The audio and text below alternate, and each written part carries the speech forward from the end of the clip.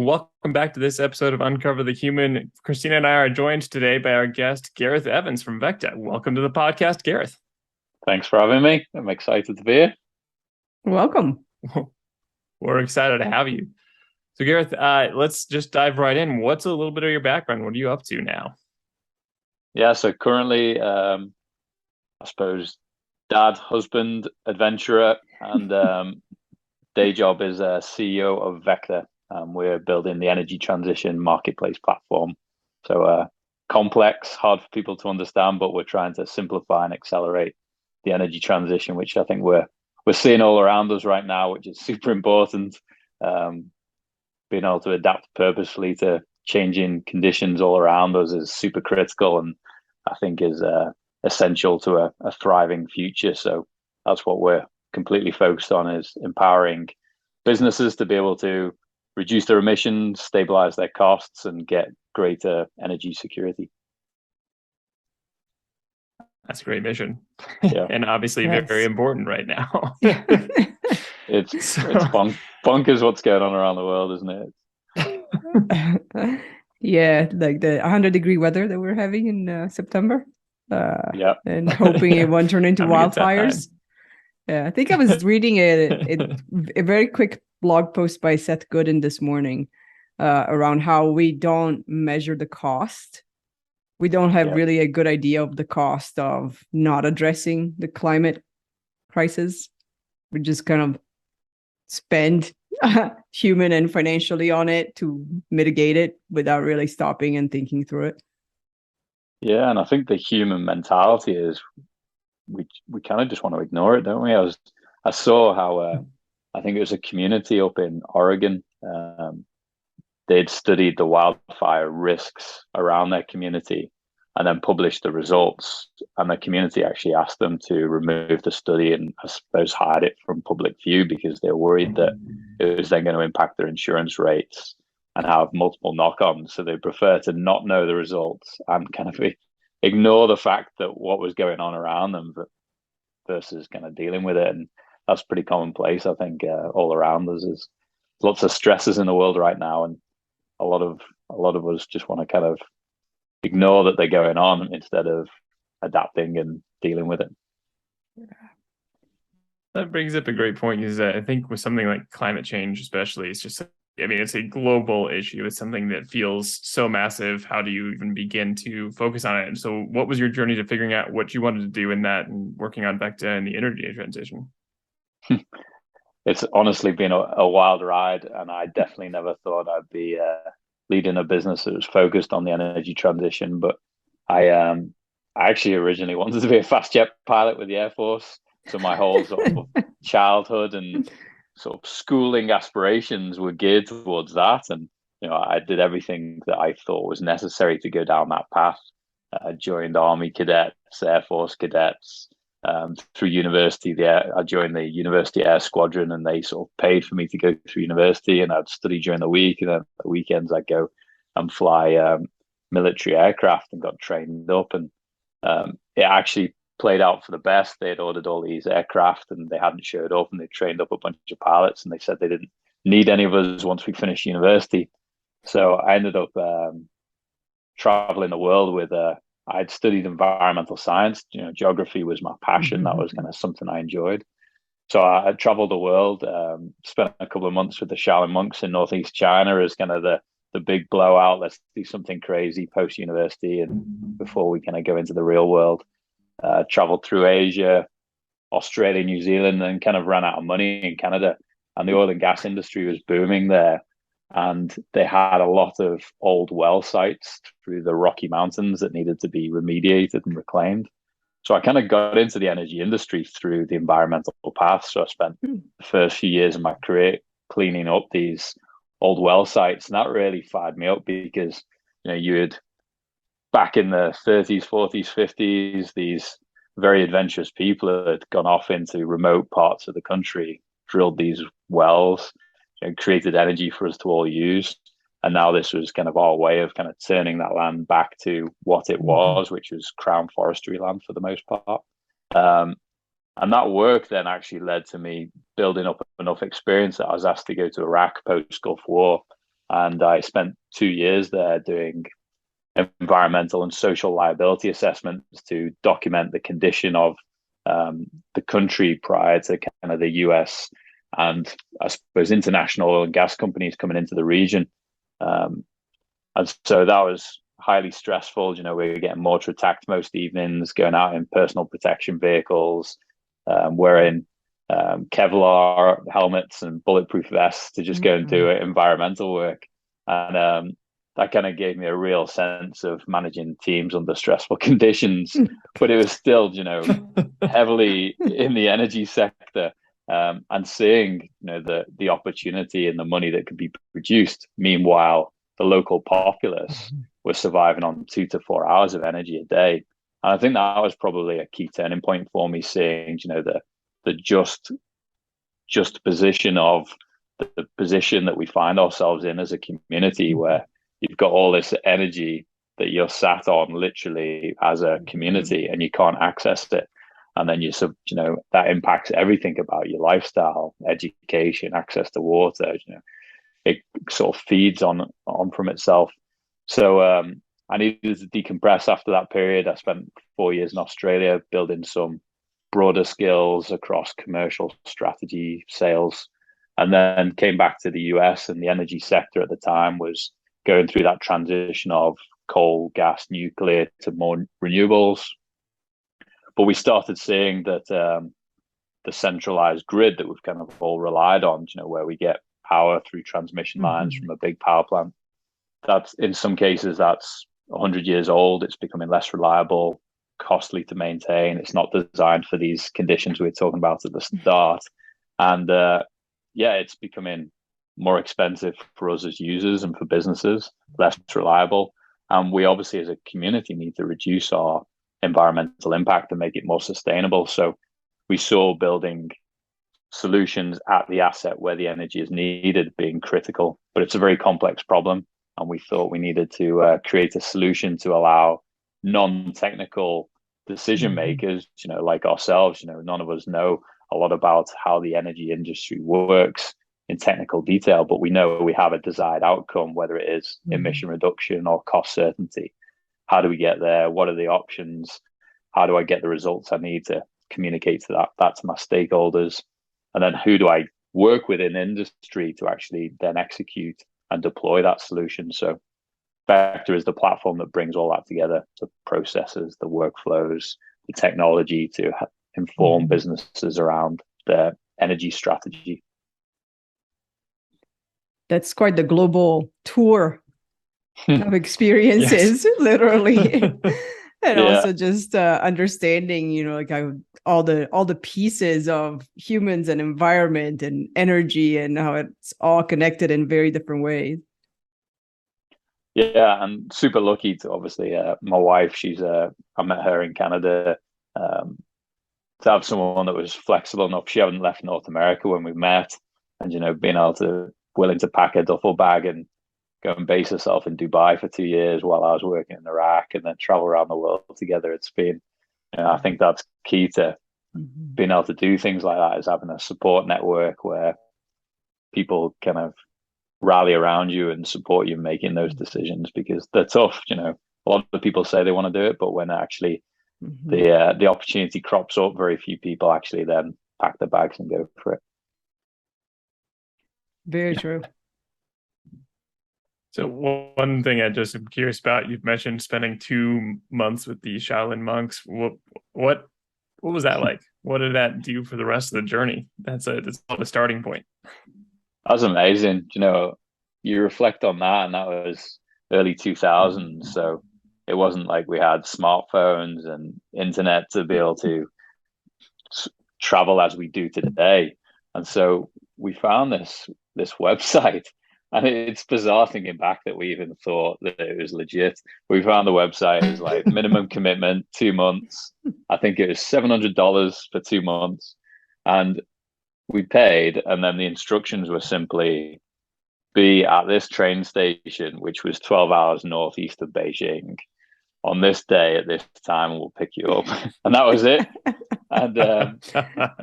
And we don't speak much English, so we'll make sure there's a translator who greets you. And then we were essentially taken to this remote traditional monastery where, it's in the country. Horse and cart were still active use in the farming lands. The kids were dropped off at the age of 3 to this monastery, and they'd be there until 18. That would be their kind of almost boarding school, but Shaolin training. And so we were there with a few of the Westerners, and it was unbelievable. One of the guys who ran it was the former bodyguard for Chairman Mao, and so these guys were properly legit. And so I think what it taught us was the power of kind of routine and discipline. And so every day, 5 a.m., we were up, we all had to go running, and we had to stretch. We had to do all that so that we could do then Tai Chi as the sun came up to build your Chi energy. And sort of understanding some of these philosophies that we had never been exposed to were incredible. Then you'd have breakfast, and then you'd train all day through to 4 or 5 o'clock. And then if you wanted to then fight or spar in the evening with some of the other members, you could. So that was 5 days a week, and at the weekend we'd get a day or two to go into town and take a break. But it was all day, every day. It was super inspiring to see how they kind of live their lives. It was basic, boiled eggs for breakfast and rice for lunch and dinner, and there was nothing fancy about it at all. It was a real proper legitimate experience that then catalyzed the rest of the trip. You were super grateful for having that. I did it with 3 friends. We still talk about it to this day. So having that kind of memory that you can draw on, and probably the fittest we'll ever be in our lifetimes. And yeah, we got a few photos to remember it by. That sounds pretty incredible. Yeah. And the contrast of that experience and seeing that type of life versus Middle East, sitting on the energy that fuels most of the world and the wealth that comes with that. It's crazy. Yeah. And then, the Western type of life where we'll consume more energy than we need to, as much as possible. Yeah. Yeah, it's crazy, isn't it? I think one of the things that really sticks with me probably the most is we get security briefings every morning before we went out into the ground in Iraq. And one day they showed us a video that they'd managed to capture. So what happens is someone releases like a mortar or a rocket that's aimed at the base that you're staying on. And they've got these sensors to be able to detect where the rocket's coming from. And then the army will go out and surveil that area, make sure that there's no other risks. And they recovered a camera because the people who let off these rockets have to record it so that they can then get paid for doing what they're doing. And essentially it was 2 guys, and it was raining and it was cold, and they're talking to themselves, and we're told what the translation says. And it's essentially along the lines of, I really don't want to be here tonight. I prefer to be at home with my family, but I kind of need the money. The rocket goes off. They obviously hustle to get out of there, knock over the camera, forget it. And it was just, for me, this wasn't them not liking us or wanting to necessarily hurt us. My read on it was just them in survival mode, looking to look after their families. And that's kind of what it all boils down to, isn't it? It's crazy the way the world works. Yeah, that's insane. So how does this inform, I just love your description of like a community sitting on top of the world's energy, and they don't even have access to it. I mean, how does this inform what you want to do with Veckta, and how does that kind of carry forward? Yeah. So the platform we're building now is firmly aimed at business owners, because they're typically the biggest emitters. They have the money to actually do something about it. So we're certainly starting with the problem there. And our mission is to really give them the technology and the data to make informed decisions to create a more sustainable and profitable business, because you don't have to give up one for the other. You can be cleaner, you can be more cost effective, you can be more resilient, but you can actually then be more profitable as a result of that. And so, as a startup, we have to go where the money is, and that's what we're doing. And we're working on the larger scale projects, mining sites, food and beverage processing facilities, manufacturing customers, the big heavy energy users to make the biggest impact possible in terms of emission reductions. But our vision and our ultimate aspiration is that you can bring that all the way down the curve towards communities and residential users. The technology is getting better all the time, such that it's possible for us to all generate our own energy. And one day we believe that it will be, we'll all have our own energy systems, and they'll all be independent when they need to be, but then they'll interact when it makes sense, and self-healing, self-recovery, secure, resilient, but clean in the process. So that's what we want to work towards.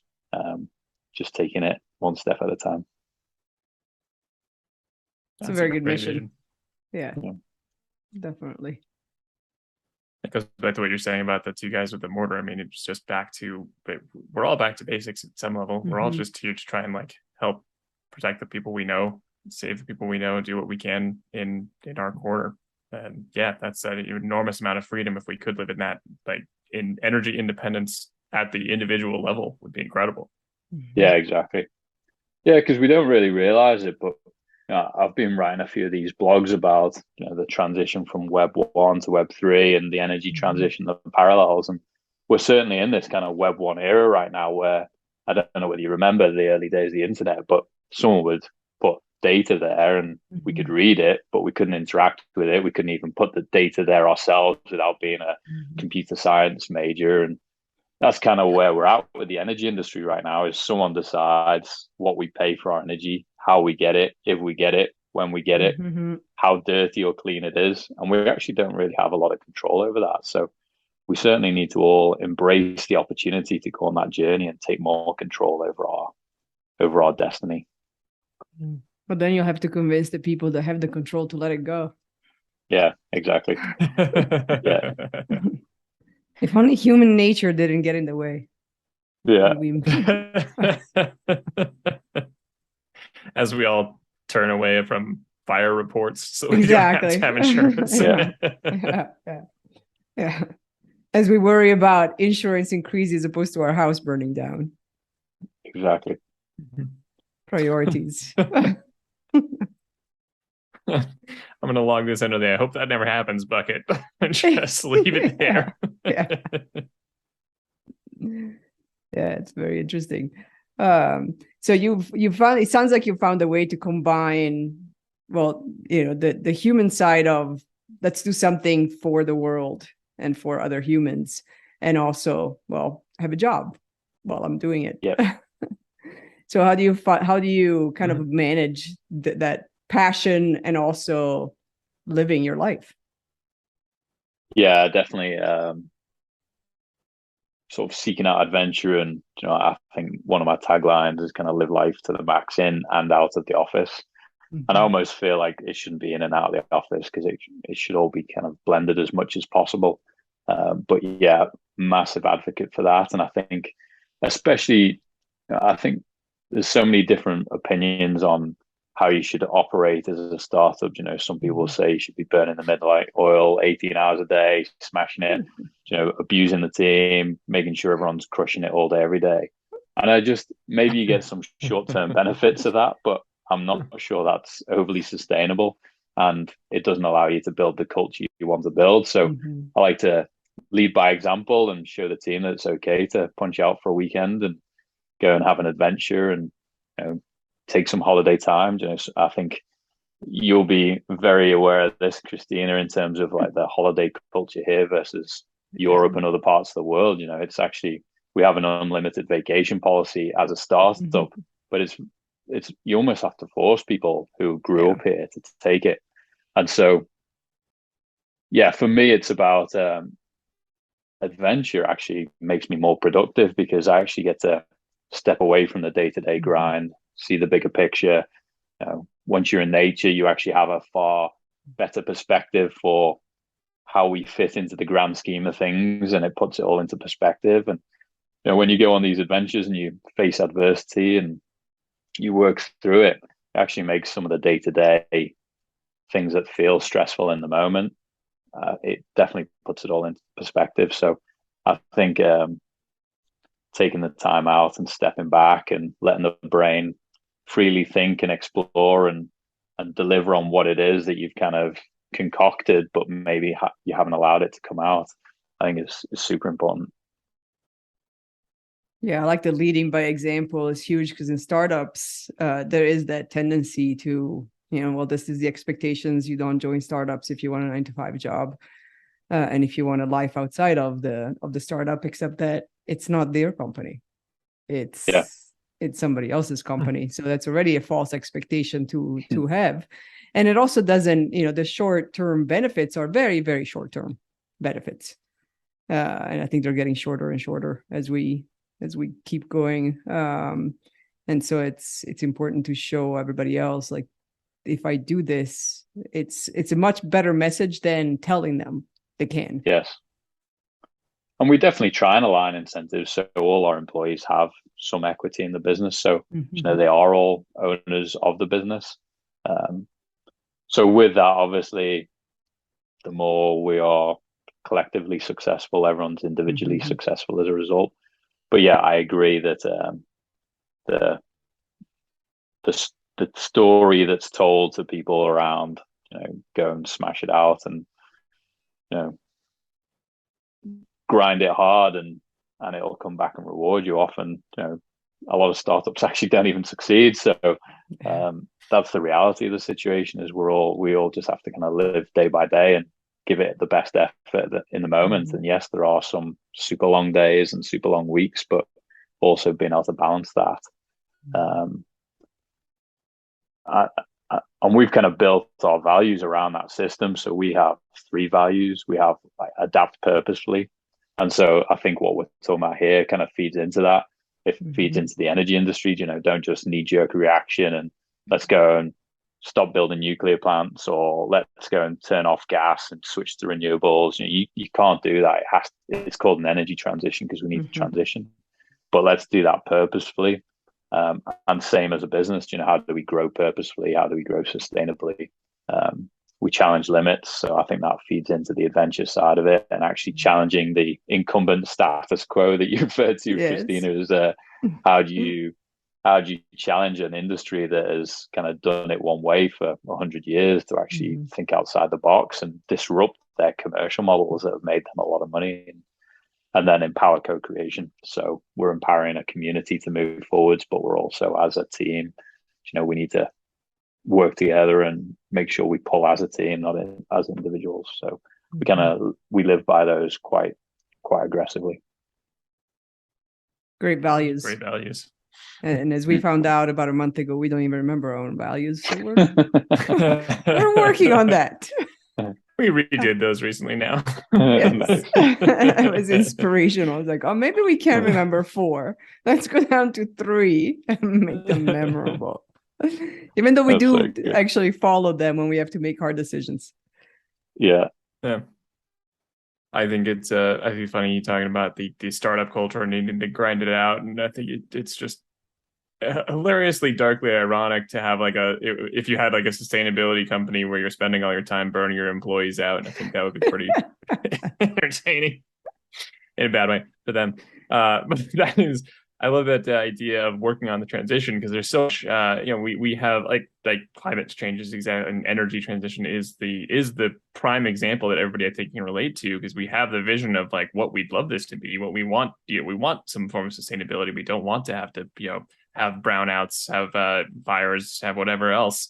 But that doesn't, you don't just get to jump to that. It has to work through the transition. And that's something that Christina and I have learned time and time again. Every time we come up with clients that we do change management projects for, it's always, you see the desired state, you want to flip that switch, you just want to go straight to this is where this is where we need to go.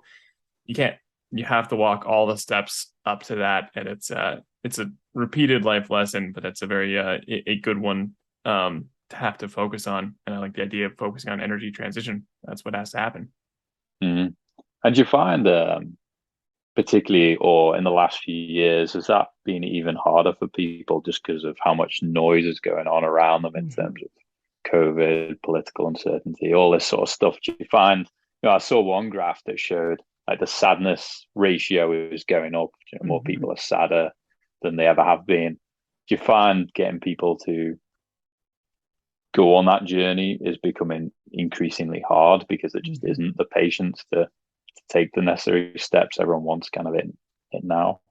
Yeah. I think somewhat, yeah, absolutely. There's just so much noise, and I think, yeah, I have a secret hope because this is kind of a personal journey I went on of just you eventually get on so much noise that like it becomes very relieving to when you find ways to cut that noise. And so while I think we are running people kind of ragged, and I think there's still we're going to fight that for a long time, we're going to have a lot of that impatience, that inability to get to those long-term visions. My hope is that because there is so much noise and the level increases so quickly at this point, maybe in a good way, we can reach some level of overwhelm to where it is a relief and people are seeking out that greater patience because they like we've tried this microwave version of life where you try and zap everything as quickly as possible, and it's not fulfilling. And maybe if we can get to the point where there's enough overload, it will force the conversation and share the people found a little bit more patience for it. And it's something that I have to remind myself constantly, on the individual level. But it's something that I'm kind of hopeful that if we create, since we are seemingly unable to stop the increasing noise, maybe there will be an advantage when we have to turn away. It's like COVID. Eventually, we all had to face some hard questions and facts and kind of our nature of our own relationship to work. And now we have the return to office backlash, then the quiet quitting, then the quiet quitting backlash, and it's going to be, I think, some pendulum swinging. But there's kind of a lot of hope if you reach those points, and the greater hope, I guess, would be that you don't have to reach the point of disaster to reach that. Yeah. That's the thing. I think it's easy to get sucked into that negative story, isn't it? But all this stuff is super exciting, and while the likes of the gas issues in Europe right now are obviously hurting a lot of people, and it really sucks. It's going to be a massive catalyst for positive change, and I think being able to put that positive slant on and see the pros in kind of some of these negative outcomes, but I think it's certainly spurring the right focus and the right energy now, and we just need to make sure we do adapt and not just start throwing money at a problem that doesn't necessarily have the simple solution. Yeah, it's interesting. The gas situation has kind of accelerated the need for independence for plans that had been on somebody's shelf for decades. I was like, yeah, we eventually have to get there. And now I was like, oh, now it's eventually. And so we have the plans, we have talked about this. Let's just get to work. Yeah. And these are multi-year, multi-decade projects and aspirations. And we definitely need to get going on this. We see it all the time with our customers, they're making 2025, 2030 carbon reduction commitments. And I think a lot of people don't realize that between supply chain challenges and just the complexity of the projects, if you haven't started thinking about executing those projects today, then you're at big risk of missing those targets. But I'm glad to see more and more people making the targets and setting the commitments. And now we need to help them get there. So I'm curious, you talked about like leading by example in your company and kind of creating that own sustainability so that you can go on things like you mentioned like being an adventurer as one of your taglines up front, and you find that sustainability in that. How are you helping people find that, your employees find that? How are you helping your team find that? What are ways to incentivize those things? Yeah, well, I think we use those values we talked about before to sort of celebrate and reflect on stuff every Friday. Send out a note to the team. Here's what happened this week. Here's how people lived by the values. Here's the call outs that we want to really shine a positive light on. We have the unlimited vacation policy to encourage people to actually step away. We certainly, in terms of driving some of that sustainable activity, try to not be contacting people sort of outside of, core business hours, because it's very easy to get pinged on a cell phone, through email or text, and then that suddenly trigger work mentality again. So I think it's really important to sort of respect people's personal time and space. And there's definitely times where we need to tap into that and overcome that. But for the most part, it's when everyone has flexibility over when they work and how they work, but at the same time, everyone's got their own personal time, and we need to really not distract people from that, because that's super important. That's what keeps them coming back the next day and fired up and productive, because they've had a good evening with their friends or family. And we obviously have built the company completely through COVID, so we've all been remote. So we try and do our virtual happy hours and coffee hours. We had our first summit at the start of this year, where we brought the whole team together for a week in San Diego, and we rented a house. And it was super awesome, because you're living together, you're cooking together, you're working together, you're building those bonds, you're building that trust, you're building the relationships that then, when times get tough, or you need to be able to pull on each other or talk to one another, that core relationship is there. So these are all the little things we're trying to play around with to try and build some of the sustainable culture that has been a challenge through COVID, because a big part of building a business is building that social interaction and building a network, and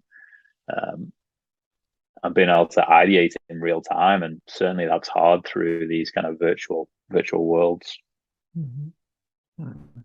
Those are some great examples of like the awareness that needs to be there. As entrepreneurs, our brain probably never shuts off from the work thoughts, no matter where we are. And it's hard to remember this is not everybody else's reality, and it shouldn't be. And the expectation shouldn't be that.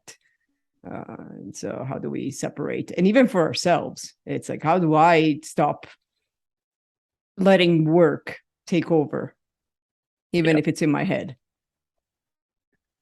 I think for me, that comes back to, if you've got that hobby or something, for me, it's mountain biking, motorbiking. I actually can't think about work while doing that, because when I do, I find myself lying on the floor having crashed. You have to be in the zone, you have to be focused. And so that's what I love about having those kind of those hobbies or those getaways where you have to be in the zone. Very good example. You don't want to be thinking about something else while you're mountain biking or motorbiking. No. That was always one of my favorite parts about doing any kind of sports or activity, especially like team sports, where you just have to be concentrated on the whole field. It's very liberating to spend a couple of hours where that's literally all you can think about if you want to be successful at this, and not even successful as in like, you want to progress, just you don't want to end up on the floor crashed. It's very freeing to have something that is that mentally taxing. It's funny, because one of my vlogs I actually record it and show myself all cut up, and it's because I was riding down this hill and I was thinking about what I wanted to say on the vlog, and before you knew it, I was lying there, and it had been so violent that somehow my gloves had come off. And so I still can't figure out the physics behind how it worked. But the bike was over there, my gloves were over there, my AirPods were off in the bushes. I was just like, nah, I need to stay focused on what I'm doing. That is a very good example. It's an aggressive metaphor for focus. Yeah, exactly. It's pretty amazing. Well, even at work with the teams, and part of that value creation and making sure that they run an environment where they can do the best work they can bring, is that realization, like, there's no such thing as multitasking. And you can't be mountain biking and thinking about the vlog about mountain biking at the same time. It ends up badly. And it's the same thing at work. We can't expect somebody to focus on what they're doing while being in a meeting or receiving 15 emails or whatever it is that may be going on. It's one or the other. We can pretend we're doing both, but we really are not. Yeah, it's kind of shocking how many distractions there are in a day-to-day work day, isn't there? And that's certainly something we're trying to focus on quite heavily. So we have like meatless Wednesdays, so no meetings on Wednesdays. And for me personally, I've now like blocked out my day. So all morning I have kind of a sales flow block for an hour and a half where it's like calling customers, cold calling, all that sort of sales focus. Then I've got a 90-minute marketing and branding block, which is when I do some of the social media stuff and branding and thinking about the marketing side. And so that then takes up the whole morning. And I haven't looked at my emails or Slack or anything by that point. So I've allowed myself to focus. And then I try and then use the second half of the day where energy is a bit lower and the mental capacity is probably not as good for meetings and admin and all that sort of stuff. So I think you're right. Unless you do focus and block it off, you actually don't get much done. And I think that's probably why productivity levels are going through the floor. It's challenging. And having the blocks where you are doing the recharge is important as well. So I think those blocks helps. I saw some quote recently that was like, routines create freedom. As you get those blocks and you just get used to being in that rhythm, and it makes it a lot easier just to be in the sales pattern in the morning. It makes it a lot easier to be in the marketing pattern afterwards. And if you do actually take the time to recharge, and you can just keep going instead of trying to fill every block with some work thing or some next problem to solve. Some cat climbing over your shoulder. Cat climbing, yeah. And it's That's not a hard, distraction. Yeah. Speaking of distraction, you do feel guilty. You know, I still suffer from it, and I can imagine that's a problem for a lot of people. Is you kind of feel guilty for not being at your desk or not dealing with emails or whatever it may be. There's still that background devil on your shoulder saying, you know, you need to be doing more, and that's the bit we need to overcome. Yeah, it is tough. I like to use the mantra, we're not saving lives. We are lucky enough to not be in DR. So this can wait an hour a day, a week. Email out. So this brings up an interesting point. We talked about a little bit about like negative catalysts of things, like the gas prices in Europe become a negative. They're a negative experience, but it's a catalyst for positive change. And we're talking about the guilt that we end up feeling, being not at work all the time. And this is totally open for either of you. What are ways you'd like to see or have done to capitalize on negative events? Because there is a catalyst for tremendous change every time something like that happens. What are ways you guys like to either do that for yourselves or the team? I like Gareth go first. Just throw that over the wall. I did a bit of work with this guy once who he just said, in any situation, just say yes. And so the example he gave was, I'm stuck in traffic for the next hour and a half. I can either say, this is really shit, or I can go, yes, now I get some personal time with myself. I get to catch up on my podcasts. So it's like, how do you do that? So that's the attitude that I try and take is, just lost the job. It sucks for a second, but yes, this is what we've learned. This is how we're going to solve it. This is how we're going to deal with it next time.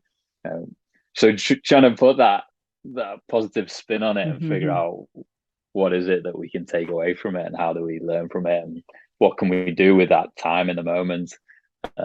So I thought that was a really good one. I'll try and use that as much as possible. I like that one. Yeah. I would say I try to understand why I have negative feelings about it. It's like, what's the judgment that this is a negative moment? And what's making it? I'm making it a negative moment.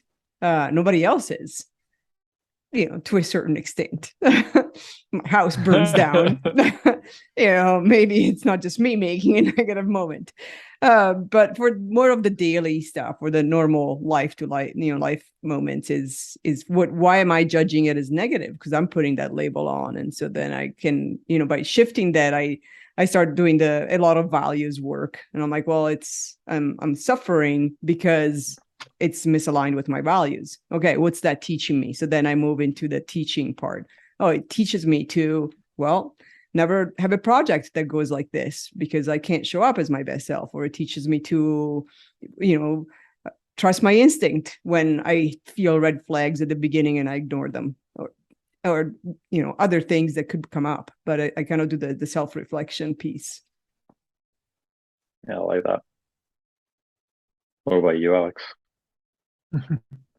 I think there's a couple different angles. Christina and I have joked about it, like with clients, whenever we end up with emergencies or something, or they have a negative reaction. There's this like automatic, and this is not even like an attempt. We just kind of celebrate that. We get a chance at that point. When suddenly something catalyzes and people are angry.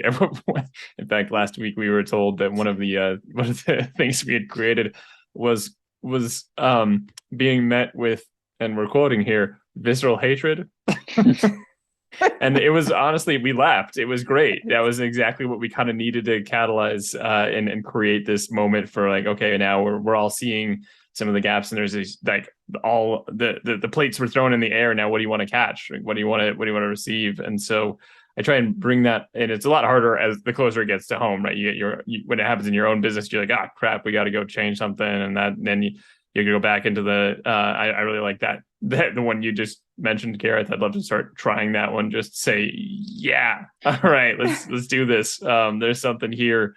This is what we get to do externally. Then it comes internally, it's a little harder. It goes individually in your life, becomes even harder. But I think it really is that continual reflection of, hey, there really is an opportunity here, and it's not just something people say where every problem is an opportunity. It really is something that you get a chance to do that you basically got surprised with an opportunity. And if you can embody that, if you can look for the opportunities, it's a lot easier to face that seeming downturn otherwise. Yeah.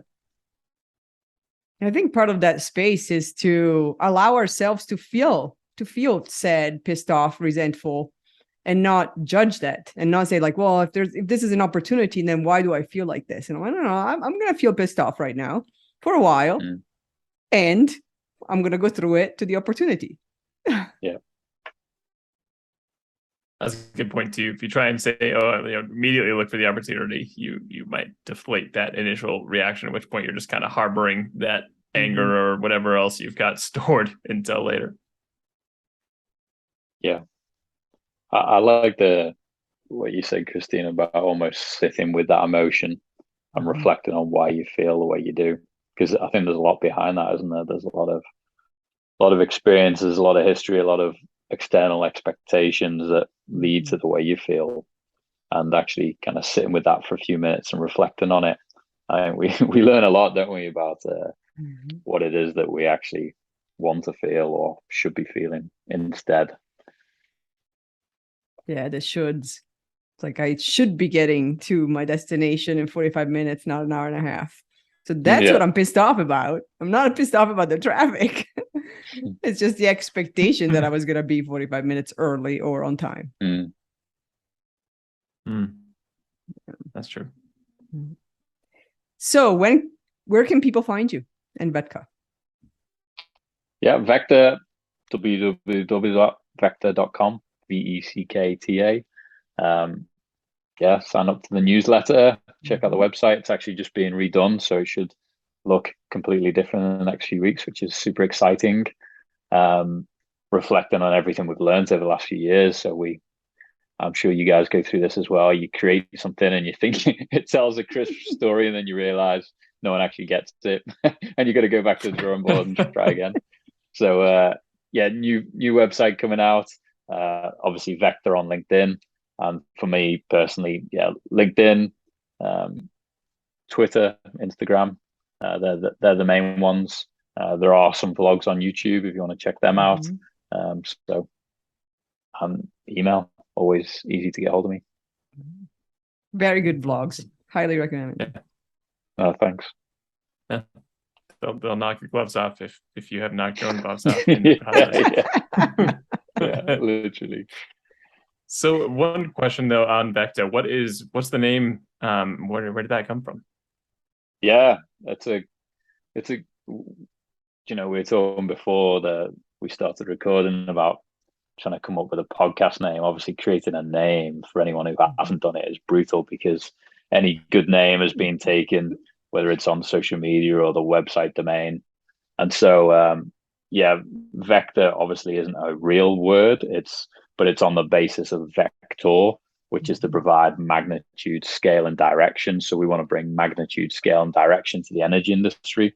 And then in terms of the logo, the V is out with the old, the A is in with the new, and then obviously the green E is for a sustainable transition. So there's a lot of stories kind of intertwined into it. We worked pretty hard on making sure it resonated with us and told the story. And yeah, it's not obviously immediately apparent, but yeah, really like it. And it looks a bit techy, obviously being a software tech platform. So that was the plan anyway. I don't know whether it resonates, but I like it. It definitely does.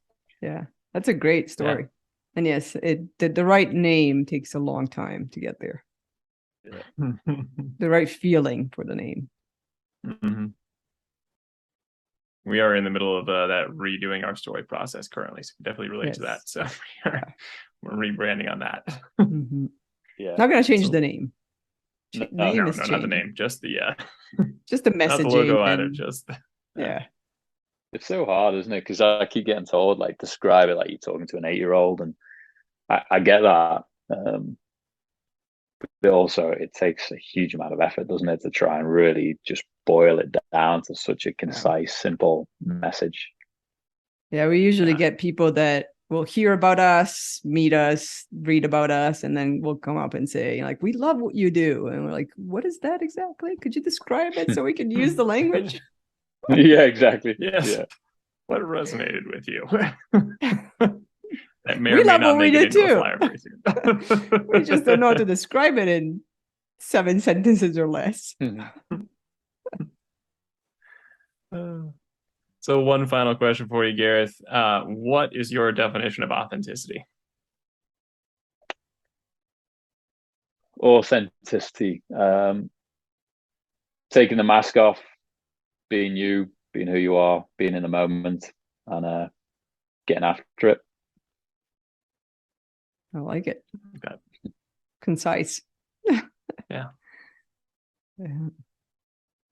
Well, thank you very much, Gareth, for joining us. Thank you for all of your thoughts and insights. Everybody should go check out Veckta. It's a great idea. I love the energy transition and the whole marketplace idea, and obviously very fun to talk to you. Thank you so much for joining us. Thanks for having me. Really fun. Thank you, and hope to see you soon in Colorado again. Yeah. I'll definitely get back there soon. Yeah, November maybe. Next TEDx. Yeah, there we go. Awesome. And hopefully it won't be 100 degrees. So we'll see. Yeah. It'll probably be snowing and 10 degrees. Thank you everybody for exactly. Take the snow. Thank you everybody for listening.